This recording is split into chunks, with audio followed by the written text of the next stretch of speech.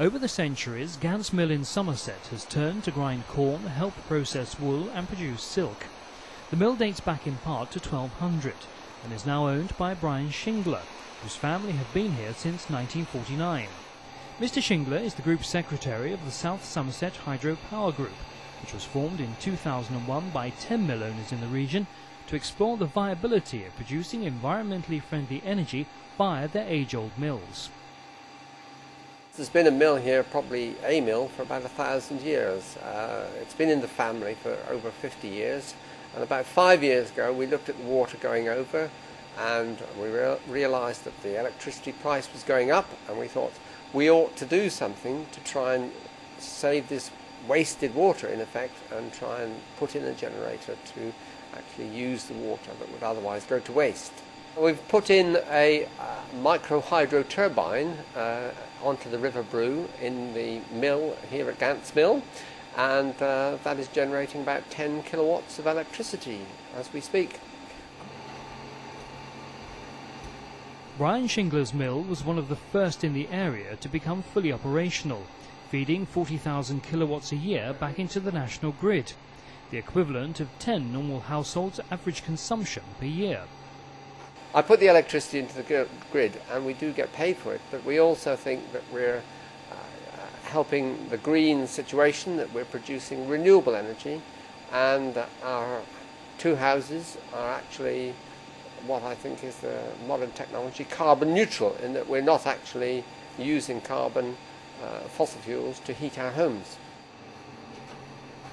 When the whole scheme is running with neighbouring mills, the group's combined efforts will generate an estimated 60,000 kilowatts of electricity per year, enough to power 150 normal-sized homes. There will be the added benefit of saving 260 tonnes of carbon dioxide entering the atmosphere. We had a meeting here about 5 years ago, and we formed a group of other mill owners, and we've helped ourselves over the last 5 years, each of us, 10 of us, to actually install things. Every mill is different. Every mill has got needs a different turbine, a different situation, and so there are now 6 of us generating, and the other 4 we're going to be generating shortly.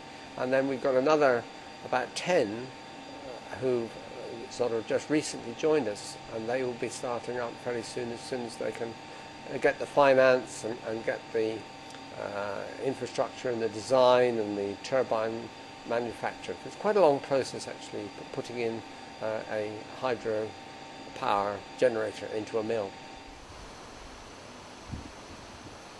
As well as harnessing ancient technology with a modern generator to help combat climate change, the development of Gants Mill has also led it to become a local tourist attraction. We open up the mill to the general public on Sunday afternoons, and we've developed the gardens, and we provide sort of tea, so there's something for everybody to do, the children as well, on a Sunday afternoon, and they like to come to visit us. The success of Brian Shingler at Gants Mill has inspired other restoration projects across Somerset. At Iwood Manor, Jackie and Ken Lloyd are renovating the old watermill that has stood derelict on their land for many years. They're using the original stone and water wheel from the ancient building to provide a mill that will make them self-sufficient in energy. It started on the 1st of June this year. We're now halfway through August, and lo and behold, it's resurrected. It's caused endless interest and consternation, and now we've got the wheels back, having been repaired. The house is going to house the turbine and the generator. We should be self-sufficient in electricity. It will produce perhaps 9 kilowatts. We have first choice on the power, so we've got a little gadget which tells us how much electricity we use in the whole house. And so I know with 9 kilowatts it will power us under normal circumstances throughout the day, and at night time it will go on and any surplus will go to the grid. But one way and another, we shall be net gainers. Across Somerset, Tellisford Mill is part of the Mendip Power Group, which has been working towards the installation of modern hydro power units and the generation of renewable energy. At 50 kilowatts, it is a large micro-hydro installation that was inspired by the owner Anthony Battersby's childhood. I was brought up in this house. My parents came here in 1954 when I was 10, and I've looked at that mill building on and off ever since. And when I was a child, used to think, wouldn't it be nice if that was doing something other than being a fun ruin to play in? So in 2002 we got the opportunity to do something with it, and we've done something with it. The restoration project has won a number of awards, including the 2007 Rushlight Prize for hydropower. The building programme of the mill buildings, the water channels through the mill and the weir has taken upwards of 4 years, with the turbine coming from Germany. It's a double-regulated vertical siphonic Kaplan turbine, which is basically a reaction turbine of the propeller variety, and it is manufactured by Osberger with another German company called HSI, and it is capable of passing 4.5 cubic meters of water a second and generating 60 kilowatts.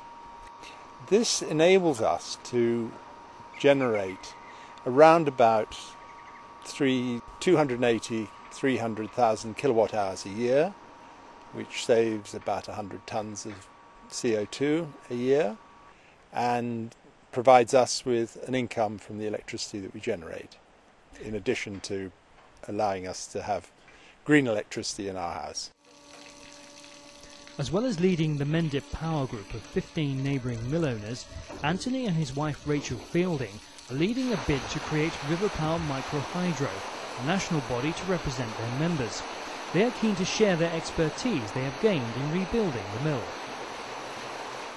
It's been an almost vertical learning curve. We have come from a background in international health, primary health care in developing countries, and although Anthony, my husband, is an architect, neither of us are engineers, so we have had to grapple with the details of what makes a turbine work and what are the essential elements, and it's been enormous fun, very stimulating, and we've met a fascinating group of like-minded people with similar objectives, and we hope to expand that connection into a national network.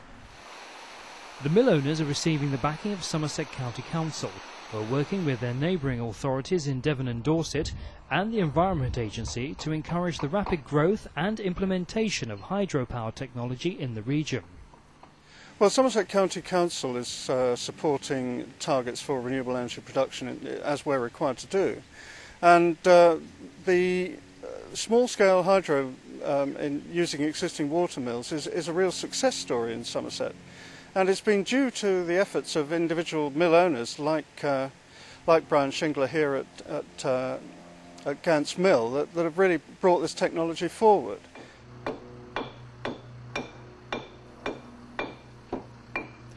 All three projects illustrate that how over the centuries the mills have adapted to society's changing requirements.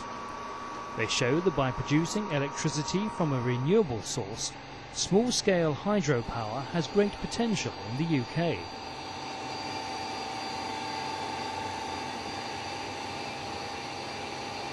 Throughout the country, there are probably about historically, there are probably about 30 or 40,000 mill sites. We couldn't go back and start up all of those. We can probably do perhaps 1,000 or so around the country. And we might generate about 2 or 3% of our national electrical needs. That's not an indication that hydropower is a poor generator. It's really an indication of how profligate we are these days in using energy and electricity and, of course, fossil fuels as well. For these UK mill owners, hydropower has proved to be the best of the alternative energy sources. Not only will the mills enable them to be self-sufficient in power, they will also greatly reduce the amount of fossil fuel carbon dioxide entering the atmosphere.